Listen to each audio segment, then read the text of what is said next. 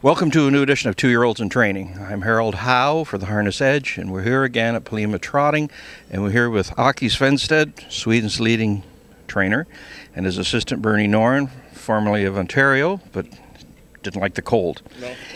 Anyway, Aki, I guess we'll start off. We're going to get into 2-year-olds, but before we do, and Bernie's going to do the translation here, by the way, you made the decision to come to North America last year.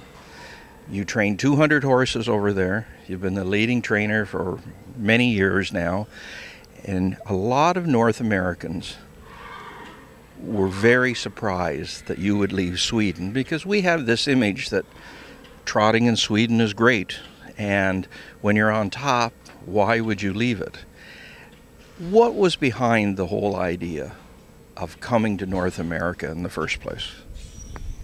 Kan vi säga det att det berodde ju på den långa vintern. Att det är 7 månader vinter och dåligt väder. När man har 220-230 hästar, då måste man vara med och tävla hela tiden. Så det är tävling och fullt jobb i 12 månader. Och om jag skulle minska ner i Sverige, då skulle folk tycka att oj vad dålig han är nu, då får jag inga hästar alls. Okay. Så det är ett sätt att kanske ta ett lite lugnare och komma hit. Och nu har vi 53 hästar och vi kan ligga här i Florida på vintern i bra väder och inga tävlingar. Så det blir ett helt annat liv och lite lugnare för min del. Okay. No, he said because in Sweden he racing 12 months a year. You know, it's a long winter in Sweden. You know, and he's out on the road driving or everything like that. And he has 200 horses in training, so he got quite a few horses racing at the winter time too. And you know, one decision was to come here to get a little easier over winter time, train horses and you relax and with the family and everything. Because you know he's still at the top of the game in Sweden, so it's, you know, he always want to try it to get there when he's still doing very well. You know, so that's why you want to come here. So. Coming here, I know you own a percentage of Palima Trotting Center. You've purchased a new home here in Florida, but you've also just purchased a farm, which was Sterling Chase Farm in New Jersey. It's a big, big expenditure. It cost a lot of money to make this move. Am I right? Yeah, but I have a farm in Sweden and I sell half of the farm. So you just switch the funds. Yes. Yes. It was interesting to watch the sale results from the yearling sales this year. Your name came up quite often, and you bought horses in all different price ranges, all different breeds, pacers and trotters, and obviously you had a plan. And I'm just curious, going into the sales, exactly what you were thinking you were going to do in terms of buying yearlings. Ja, vad ska man säga då?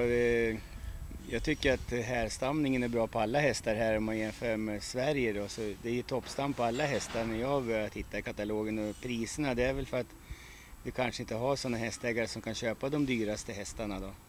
Så He likes all the breeds. You know, the breeding on all horses is very good here. You know, and we buying a price. You know, some of them we have the owner want to buy, and we got a lot of interesting. When he moved here, he got a lot of quite interest in Sweden. The guys really want to try out to own horses and race horses in North America. So you know, we get a lot of different price range from the owners to buy horses, and all horses Åke and picked out. We looked at them and went through them, and he liked them exterior ways, and everything looked good. The video was good, and with a lot of horses we looked at that we didn't like how they look, and you know, we picked out them one we liked, and we was in the bidding, and then we put the price on them, how much they were worth, and that's what price we was going for them. So Today you have how many horses here at Palima? 53, it's 42 2-year-old horses and 10 3-year-old and Sebastian K. What are your plans for the farm in New Jersey? Ja, planen för den, vad menar han då? Ja, hur du ska utveckla och träna och så grejer. Men for Åke is you know, first of all we have 53 horses, so it's hard to get into a farm up there to have 53 stalls. And then Åke likes to train straight track and build up the strength on them, you know. He likes the straight track, and you know, it's not many farms up in New Jersey or New York area that has a straight track. And to come in with 53 horses, it felt like it's impossible sometimes. So first of all, it's a good investment, and then Åke can train the way he want to train the horses, which is very important to have success, that he can train like he wants. Because if you get in a farm, you cannot decide how the tracks and everything going to be, because you're on a farm, you have to respect everybody else. So have a own farm with a lot of paddocks, because Åke likes to have the horses out a lot and train them on straight track. So this was the best idea to do it, and you know, it's a good investment because the farm is nice. And so now I've been at the farm several times, and several good horses be trained and out of that farm, and it's a great, nice facility. And the farm is going to change the name to Legend Farm because there's been so many legends on the farm. Right. I don't know how to ask this question other than to ask this question. You were the top trainer in Sweden for a number of years, and Sweden is full of good horse people. It wasn't easy to do that. You've come over here, and while people are pleased to see you come, no one's prepared to say you will be the best. It's going to be a big challenge for you to compete here. Obviously you think you can compete, and I guess the question is, why do you think you'll be able to transfer the skills from Sweden here and just go? Vad menar han nu? Jag förstod inte det. Han funderar hur du är som du var så bra i Sverige, hur du kan kunna utveckla och kunna bli bäst här över. För att många, det är ju som du har varit bäst i Sverige så kan jag behöver inte bli bäst heller, men jag hoppas att hästarna ska gå bra, att vi kan fortsätta få nya kunder och nya hästar alltså, framförallt då. Yeah, he said, you know, he could try to go, not be the best, but you know, because his skills to train horses, because he be changing, because the way he trained in the young age, he trained first guy he trained uphill, and he didn't train fast, but uphill he got very strong. So when he was out in the races, he just put them outside 3 wide, 800 meters left in the race, and they just took off. They were so strong.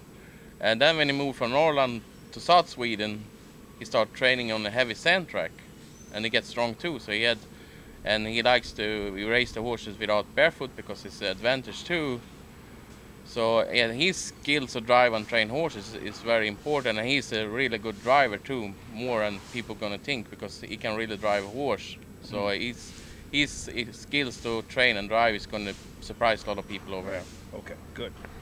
Sebastian K. Now, very few North Americans have watched him race, but they know of him. He's made about $2 million US. He's one of the top trotters in Europe. But he's getting along in age. He's 9, I believe. Yeah. 9. And I guess you've got him here. He's a few months away from racing. How do you feel about his chances to compete at the top level? If he was okay, he was a very good horse, and this is the last season for him, and we hope that he can go a very fast race.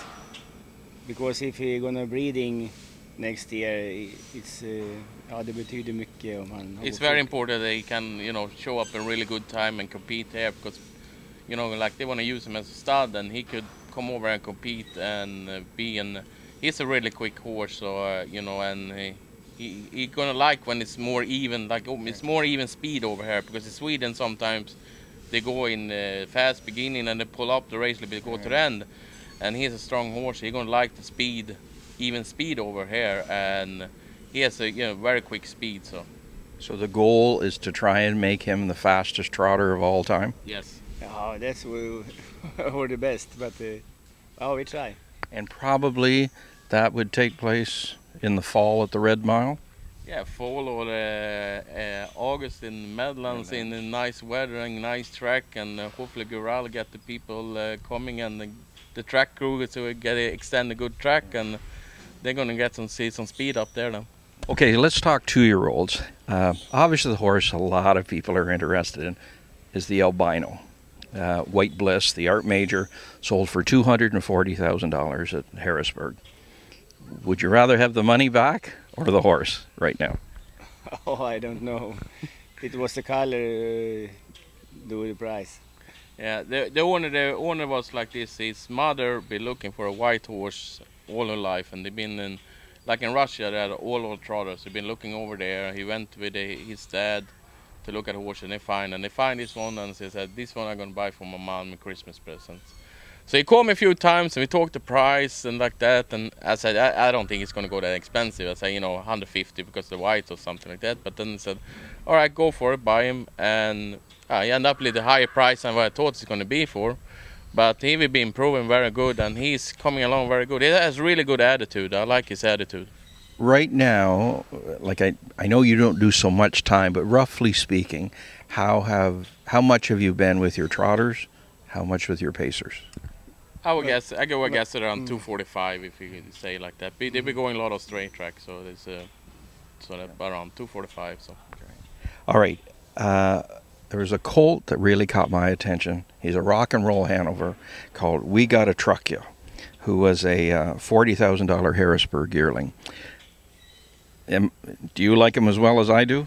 Yeah, it's a very nice horse. He was big and strong, and he looks very good and never do something wrong. Good attitude? Very good attitude. And it was interesting looking at his pedigree. I think he was the 7th foal of the dam. And, I was surprised you went after him. No, that was one of the pace we looked at. We said he literally looked. We tittade på exteriör. Yeah, we look at the exterior on the horse, the pedigree and everything, and he looks perfect. He stands perfect, everything. We were surprised he went for that price because that kind of even was a older foal, but that kind of pedigree and that kind of size you need to have for pacers. I was surprised we got him for 40,000, but we were very happy because I think he's going to be really good. Okay, we have a muscle massive filly called Lovely Jan, who was 120,000 from View Carré in Harrisburg. What do you think of her? That's a very nice horse too, and she do everything right. Yeah, she doing everything right, and she had a good pedigree, and she had a really good video, and we really like how she was standing and in the video and everything, and that's one of the big owners that want to buy horses. Melby Gård. His name is Rune Andersson. He's a very wealthy guy in Sweden, a lot of business in Sweden. So he want to buy a couple top trotters for him. So he want to keep her, and they're going to take her to Sweden and breed her later on. But he's going to race over here and buy some more horses. Another muscle massive you bought was Buy and Buy Hanover for 35,000 out of the Harrisburg sale. Det ser om henne. Hon ser väl bra ut också. Hon hade också rätt exteriör då. Yeah, she had a really nice video, and she was standing very good and everything like that. And Jeff Corral asked Åke in Lexington that he want to be in a couple horses and he want to find some fillets for him to buy. And we was trying a couple of them, and we find this one was standing good. It's a good pedigree, massive, and so we went for this. We got a good price, and she's doing everywhere so well. So. And then the final one we videoed was Can Appeal for More, a Cantab haul that was 65,000 out of Harrisburg. He was cheaper than we thought. We were beredda att gå högre. Yeah, we want to go a little higher on him. We had a pretty high number on him because he was standing good, a good pedigree, and had a fantastic video. And he's a really nice horse, and one of the horses we try to stake early to go for Peter Houghton if we make it. But so far he's doing everything all right, and nice trotter.